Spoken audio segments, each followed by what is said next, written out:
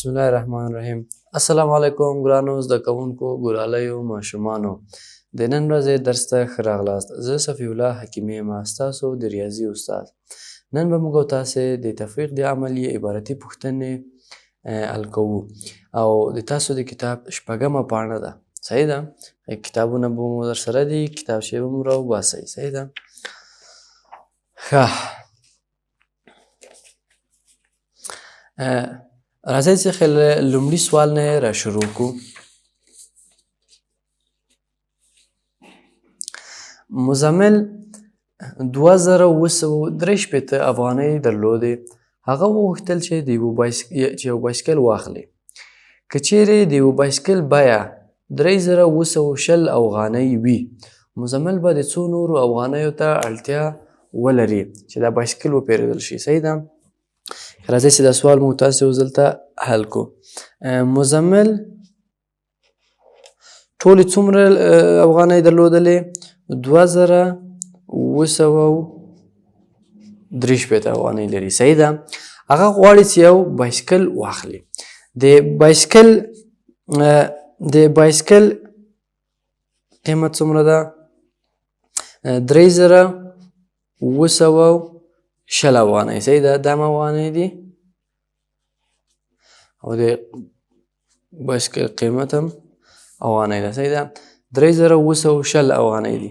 ښه، مزمل به د څو نورو افغانیو ته اړتیا ولري چې دا بایسکل وپېرودلی شي. دومره افغانۍ لري، بایسکل قیمته ده. اوس موږ تاسې باید مزمل ته یو څو روپۍ نورې هم ورکړو چې وکولی شي دا بایسکل واخلي. دا پیسې موږ تاسې پیدا کړو چې مزمل د څو افغانیو نورو ته احتیاج لري. دا به موږ تاسې څنګه کوو؟ دا ډېر اسانه ده. د بایسکل ټولو اصلي قیمت باندې پوهېږو که نه؟ څو ده؟ دا هلته به یې ولیکمه. د بایسکل قیمت 3220 افغانۍ ده که نه؟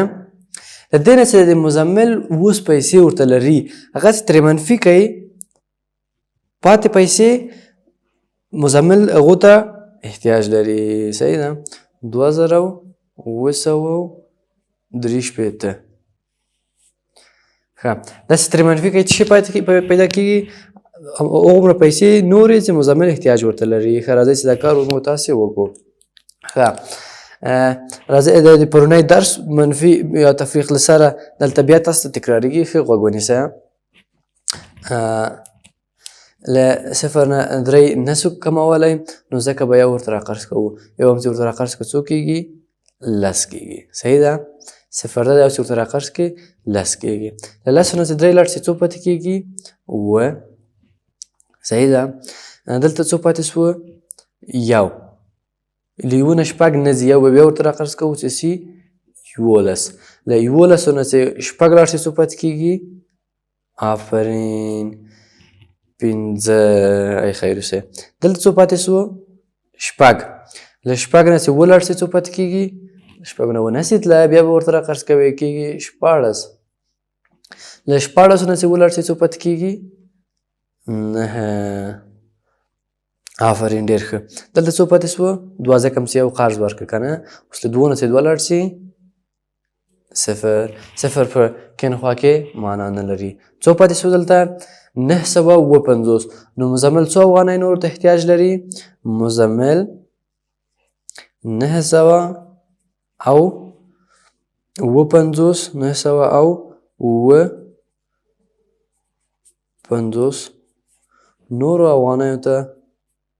نورو افغانیو ته اړتیا لري. صحیح ده؟ تر څو وکولی شي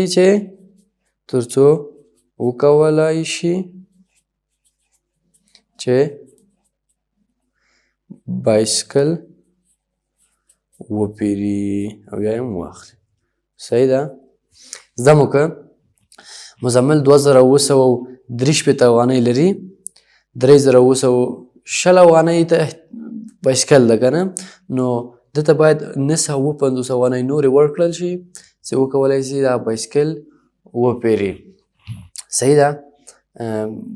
دلته اوس له 3020 نه مو 2063 کم کړلې بیا دلته تکرار کومه له 0 نه 3 نه ځي یو ورته رقم وکړه 10 نه 3 لاړ شي 9 دلته دي 2 یو همسې ته قرض ورکړه پاتې سو یو ورته راقرض کوو 11 له 11 نه 6 لاړ شي 15 صحیح ده دلته دي 6 نه 9 نه ځي یو ورته راقرض هم کړه 14 له 14 نه 9 لاړ شي 9 دلته پاتې سو 2 له 2 نه 2 لاړ شي 0 950 افغانۍ ښه دا لومړی سوال راځي چې دویم سوال ته بنا وکړو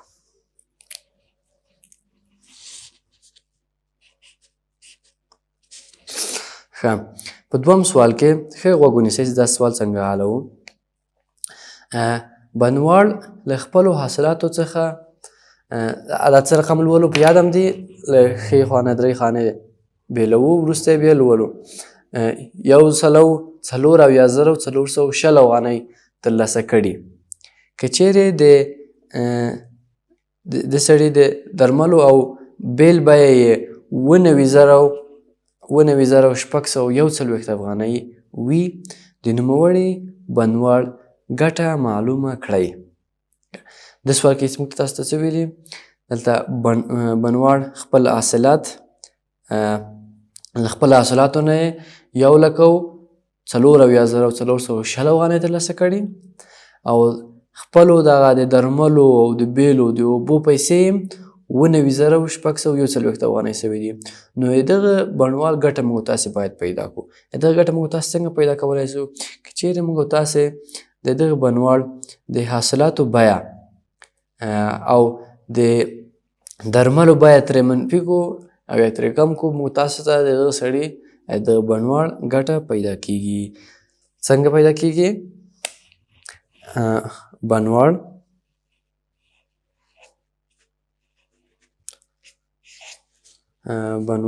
څومره حاصلاتو نه ګټه کړې 1,04,420 افغانۍ صحیح ده 420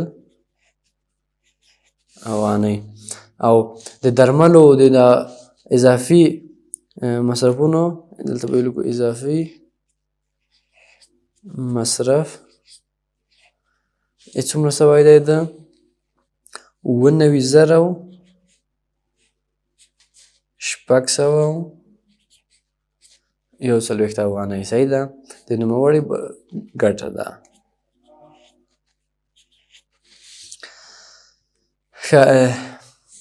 د نوموړي اضافي مواد دومره سوي دي اصل کې له ټولو مصارف یې سره ټول حاصلات یې سره خرڅ کړي دي 1,04,420 افغانۍ سوي خو موږ تاسې د ګټه نسو حسابولی ولې ځکه چې ده په دغه حاصلاتو په کښت کې نور مصارف هم کړي دي په اوبو یې پیسې تللي دي په بیل یې پیسې تللي دي په درملو یې پیسې تللي دي کیدای شي په کیمیاوي کودونو باندې هم پیسې تللي وي نو د هغه لپاره موږ تاسې باید دغه اضافي مصارف ترې کم کړو په مجموعي حاصلاتو ګټې نه چې دغه بڼوال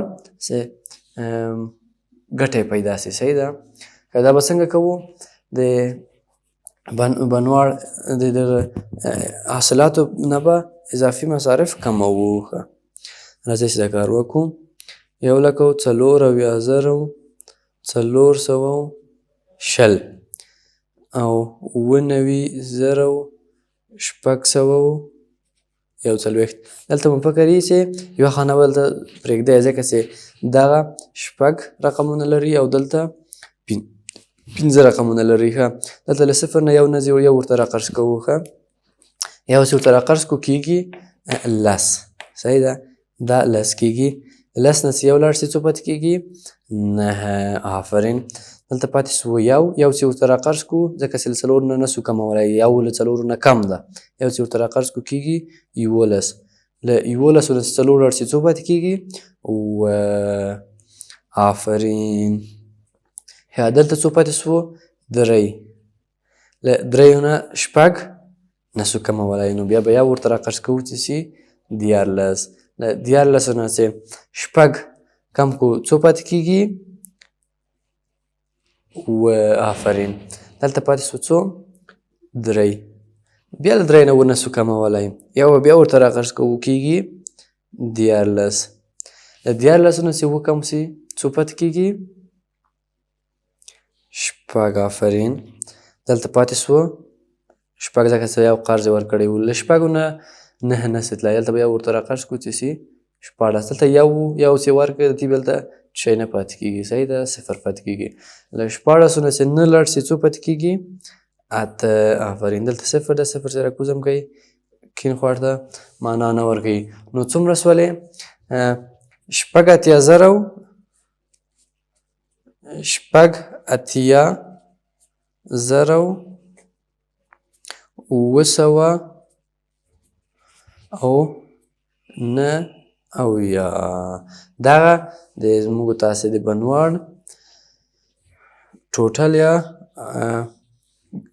آخري یا مجموعي ګټه یې ده، صحیح ده. په دې باندې هم پوه شوئ. راځئ چې یو بل سوال موږ تاسې حل کړو، صحیح ده. ښه، د 2 سوداګرو سرمایه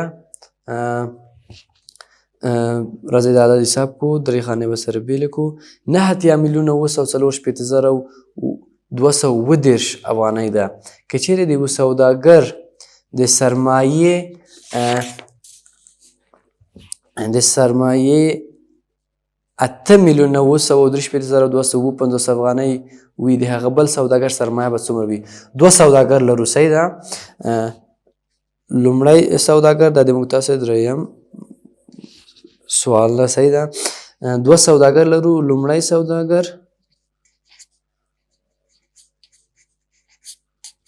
او دویم سوداګر. ښه، د لومړي د دواړو سوداګرو مجموعي سرمایه هم لرو، صحیح ده. مجموعي